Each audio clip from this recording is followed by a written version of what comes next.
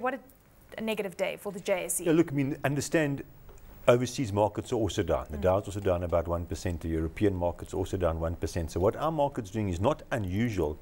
And we've had a very, very strong run, for quite a long time. So, don't read too much into market weakness on the back of this announcement that's coming tomorrow.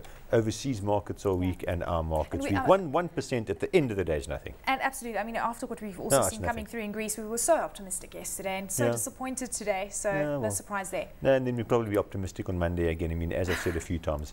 Yes, absolutely. We aren't the only ones blessed by politicians. So let's actually look at the numbers, because this is what really matters at the end of the day. ABSA posting a 21% rise in full-year profits. Slightly a better environment playing out, but we've got to keep in mind it's still off a relatively low base. So even we see this 21% but look, I mean, this is not bad at all, given the circumstances. Bad debt reversals obviously plays a big part in it, but the really good news was the massive increase in dividends. It's a very, very big increase in dividends, by and large anticipated by the market, but it's still nevertheless very good news. And obviously when the other banks report their results over the next week or 2 or 3, I think we're going to see a very, very similar trend. Now, you can't sustain a 21% increase in earnings, and certainly you can't sustain, was it a 50% dividend increase? It was quite significant. You can't sustain that. But these are not expensive shares. These are actually quite cheap shares. I mean, ABSA after this result will almost be a single PE share, which is good value. It's quite frankly very good value in relation to the results that have just come out. So this is good news, actually. Okay, so I mean, ABSA's down around 1% today. Everything's down. We had fantastic results out of Capitec earlier this week. Able looking strong. Yeah. So I mean, I know that you're looking at this unsecured loan space and the increase that we're seeing there. There's no danger. There's no danger there yet. Do you think ABSA, the big bank, should be delving into the sector significantly? Look, I suppose they're just chasing whatever's selling. It's the same as any retail. If people are buying something, you try and sell it to them. It will only bite them when interest rates go up. So we haven't got any problems with this in the shorter term. But when rates go up, watch out for these unsecured loans. Okay, so we also had a lot of results out from the resource space this week. Anything that really stuck out for you? Well, look, I mean, they're doing reasonably well. When you look at what Kumba did, I mean, those were very, very good results, quite frankly.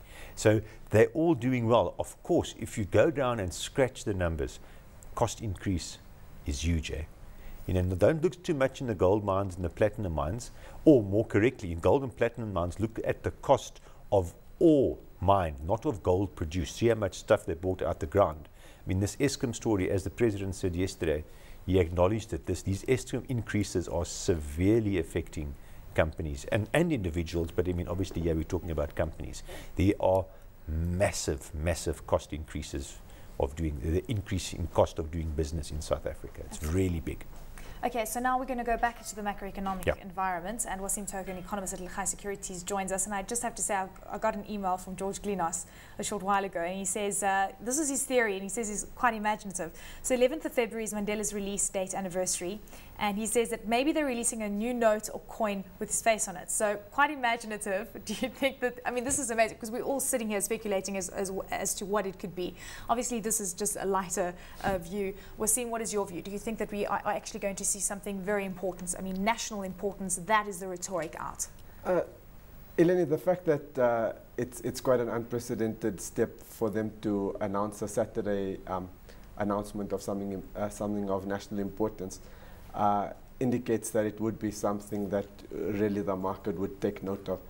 The only reason you could think of a weekend announcement was to give the market time to digest the news appropriately before it moves very, very significantly. Do you think it's going to be on exchange controls? It's possible, but I mean, given previous relaxations of exchange controls have actually been largely announced during the budget speech, and that's what less than 2 weeks away. It strikes me as a little bit unlikely that would be the thing. What actually hasn't been really highlighted yet, but I think it could actually be something to take note of, is the whole inflation targeting framework. Remember that inflation is now above target and is likely to remain so pretty much throughout 2012. And given the source of that inflation is not necessarily amenable to correction by interest rates, the Reserve Bank may see it as appropriate that they maybe alter the inflation targeting band so that they don't have to. That credibility is maintained to a certain degree. That's interesting. Yeah, inflation targets? Look, the Reserve Bank does a few things. But at the end of the day, they control the rand in interest. Well, they don't control the rand. They influence the rand and they control interest rates. So those are the announcement can only be, in my view, can only be around those two things. Otherwise, why is Jill Marcus there as the Reserve Bank? But, I mean, seeing as though we're speculating, why don't we speculate some more and just say, maybe we see the true introduction of the National Growth Plan, the new growth plan. The new growth plan essentially says, freeze wages, in broad terms, freeze wages and salaries, cut interest rates, weaken the rand, and boost manufacturing, which gives you jobs. I mean, that is the nutshell what the new growth plan is. I mean, very simplistically, maybe they say something around that. I mean, we've heard all of these stories, and we saw it in Australia. The government doesn't feel that the people are getting their fair share of our natural resources, so maybe it's some new mining tax, some new royalty tax, but then why is Jill Marcus there? I don't know. We can speculate forever. I know. We've got until tomorrow afternoon to speculate, actually, Waseem. So let's look at the State of the Nation address last night. Anything that really stuck out for you that is going to have quite a big impact on economics going forward? I think the overarching focus of the State of the Nation address, where last year it was jobs, jobs, and more jobs. You know, the president announced a whole raft of new measures with regard to employment and youth employment, etc. This year it was all about infrastructure. You know, you saw I mean, a strong focus on road, rail, and sea infrastructure, and the development of that over the next 7 to 10 years. You saw a commitment of 300 billion rand over the next 7 years to those areas of infrastructure. It's quite positive. But Waseem, we've heard this before on the infrastructure side of things, and I'm going to, I mean, I know that I keep talking about this whenever we have this discussion, but at each State of the Nation address, even mini budgets and budgets, we hear this news coming through, and I mean, just looking at some of the performances out of the construction sector, it's still very much depressed. Absolutely, but remember, Eleni, that the construction sector to some degree is suffering from the overhang of the weak private and corporate construction demand and household construction demand, as well as the government fixed capital formation weakness. So, I mean, that's only really part of the story as well. Okay, let's look into next week. What are you anticipating for the week? I suppose a lot really hinges on tomorrow, so it's really tough to look at the week ahead.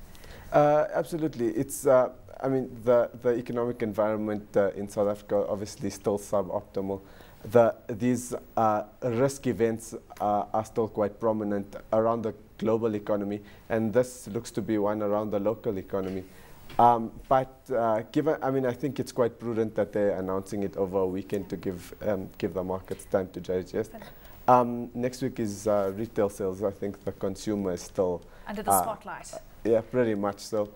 Consumer confidence has declined a little bit. I mean, we saw 2011 a strong consumer that may not come through to 2012, given that consumer disposable income growth is kind of moderating Very as well. Very quickly for you, Wayne, next week, anything in particular? You're just waiting for tomorrow, I'm sure. Let's see what happens tomorrow. Okay, gentlemen, we have to leave it there.